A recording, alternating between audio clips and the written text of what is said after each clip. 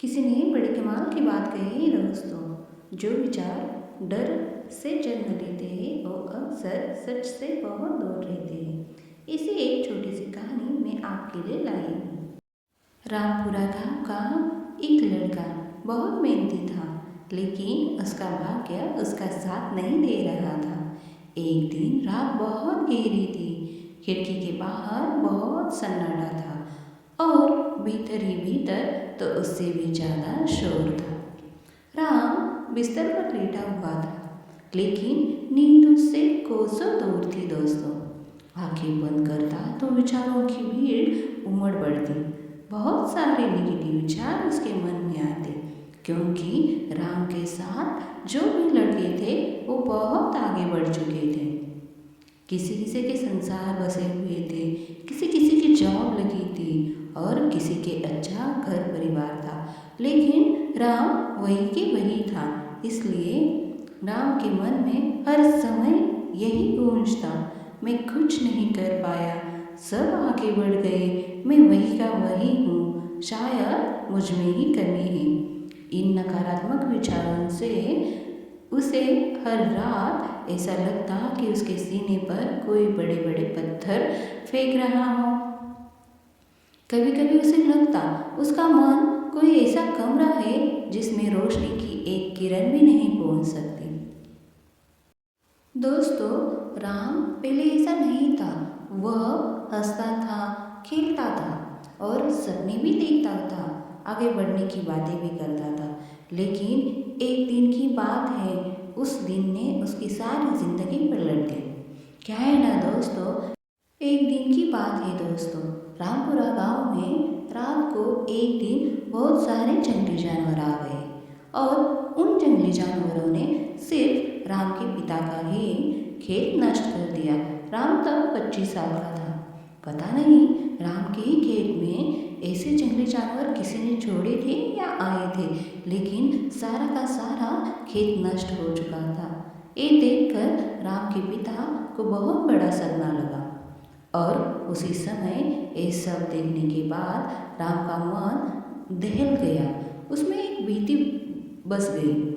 उसे कुछ समझने की क्षमता ही नहीं रहेगी। लेकिन राम थोड़ा समझदार था, इसलिए वह अपनों से मदद लेने के लिए चला गया। लेकिन उस वक्त अपनों ने भी उसे ठुकरा दिया। जिन लोगों को वह अपना समझ रहा था वो भी उससे दूर चले गए और इसी बीच उसकी माँ की भी तबीयत बिगड़ गई और पिता के चेहरे की चिंता भी बहुत बढ़ती गई। ये सब देखकर राम हंसता हुआ था, वो बहुत मायूस हो गया। उसके चेहरे पर एक उदासी और चिंता की लहर छा गई। उसका मन डर से भर गया था। उसके पास अपना कहने वाला कोई नहीं था।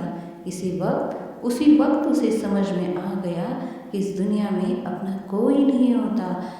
इसलिए वो एक छोटी मोटी नौकरी करने लगा, लेकिन भाग्य ने तभी उसका साथ छोड़ दिया। उसकी नौकरी भी चली गई। राम चारों तरफ से हार चुका था। इन सब में दोस्तों राम अपने आप को खोने लगा था। अब हर सुबह उसे एक बोझ लगने लगी। आईने में खुद को देखता तो मन में एक ही ख्याल आता, तू नाकाम है राम, तू कुछ नहीं कर सकता, तू नाकाम है राम, तू कुछ नहीं कर सकता। वह जानता था दोस्तों कि ये सिर्फ विचार है, लेकिन क्या है ना दोस्तों, ऐसे ही विचार इंसान को अंदर से अंदर खोखला कर देते हैं। भौरे का नाम तो सुना होगा ना दोस्तों आप सब लोगों ने। वो क्या करता है, लकड़ी को पोखरता है, धीरे धीरे पोखरता है और बहुत बड़ा होल करता है लकड़ी को। और क्या लकड़ी को बहुत कमज़ोर करता है ना, उसी तरह हमारे मन के नकारात्मक विचार होते हैं दोस्तों। जब ये मन में पैदा होते हैं ना, तब वो अंदर से अंदर हमारे मन को खोखला करते हैं। हमें पता भी नहीं चलता कि हमारा मन कब कमज़ोर हो चुका है। ऐसे ही राम की अवस्था हो चुकी थी। उसके मन में नकारात्मक विचार इतने बढ़ चुके थे दोस्तों कि सोचने समझने की क्षमता ही वो भूल गया। एक दिन क्या होता है ना दोस्तों, उसका मन इतना निगेटिव विचारों से भर चुका था, उसे कहीं चैन नहीं मिल रहा था। इसलिए वो शांति ढूंढने के लिए जंगल में चला जाता है। आसमान में तारे थे, लेकिन उसे अंधेरा ही दिख रहा था। उसे कुछ सामने दिखाई नहीं दे रहा था। उसके आंखों से आंसू निकल आए और आसमान की ओर देखते हुए उसने कहा, भगवान, अगर आप हैं तो मुझे कोई रास्ता दिखाइएगा। मैं बहुत थक चुका हूँ अपने इस मन से लड़ते लड़ते। हवा भी हल्की थी दोस्तों, लेकिन उस समय उसे वो हवा भी बहुत भारी लगने लगी थी। उसी समय पीछे से एक धीमी सी आवाज़ आई। इतनी रात गए अकेले। इसी आवाज़ सुनते ही राम पीछे मुड़ा तो राम ने क्या देखा, एक पेड़ पर एक बहुत सुंदर सा पक्षी बैठा हुआ था। उस पक्षी को देखकर ऐसा लगा कि मानो राम के सारे दुखों का और प्रश्नों का उत्तर देने के लिए भगवान धरती पर आए हो। शांत सा चेहरा और आंखों में अजीब सी गहराई थी उस पक्षी में। आरव ने कुछ नहीं कहा। तब वो पक्षी मुस्कुराया। मन बहुत शौक कर रहा है ना राम? राम चौंक गया। आप कैसे जानते हैं और आप इतनी प्यारी बातें कैसे करते हैं? तभी पक्षी बोला, जिसकी आंखों में आंसू हो और सांसों में बोझ, उसका मन शोर ही करता है राम। पंछी ने दोस्तों जमीन में से एक पत्थर उठाया और राम के हाथ में रख दिया और राम से कहा, राम, इसे पकड़ लो। राम ने उसे पकड़ लिया। तभी पंछी ने कहा, राम, इसे और जोर से कसकर पकड़ो। उसने और जोर लगाया। कुछ देर बाद उसकी हथेली दुखने लगी। तभी पंछी बोला, हथेली दुख रही है राम? राम ने कहा, हाँ। तो पंछी ने कहा, तो क्यों छोड़ नहीं देता?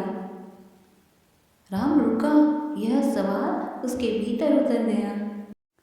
पंछी राम से बोला कि राम, हमारे नकारात्मक विचार भी ऐसे ही होते हैं।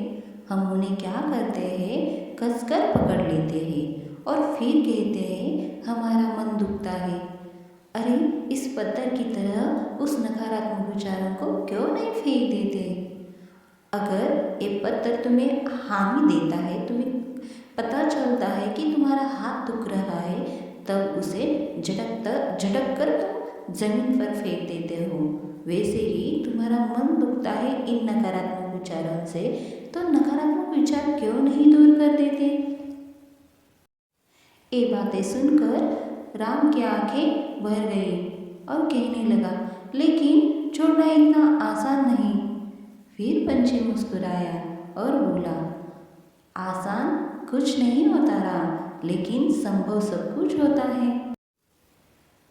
फिर पंछी ने आकाश की ओर इशारा किया।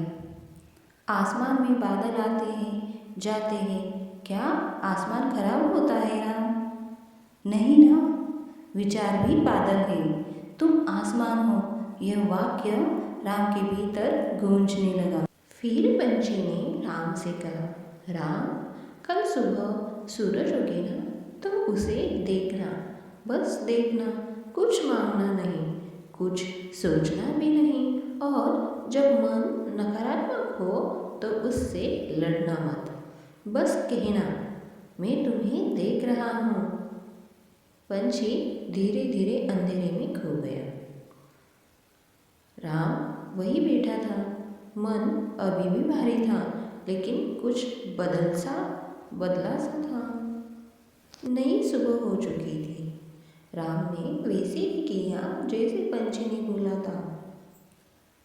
राम ने सच में सूरज को देखा। पहली किरण राम के चेहरे को छुआई। मन ने कहा, इसे क्या बदलेगा राम? लेकिन राम ने जवाब नहीं दिया, वह बस देखता रहा। उस दिन पहली बार उसने महसूस किया, नकारात्मक विचार आते हैं, लेकिन वह उन्हें पकड़ नहीं रहा। गिरना अभी भी हुआ। अगले दिनों में सब ठीक नहीं हुआ। विचार फिर आए, डर, चिंता, असफलता का एहसास। कुछ दिन वह फिर टूट गया, लेकिन अब एक फर्क था।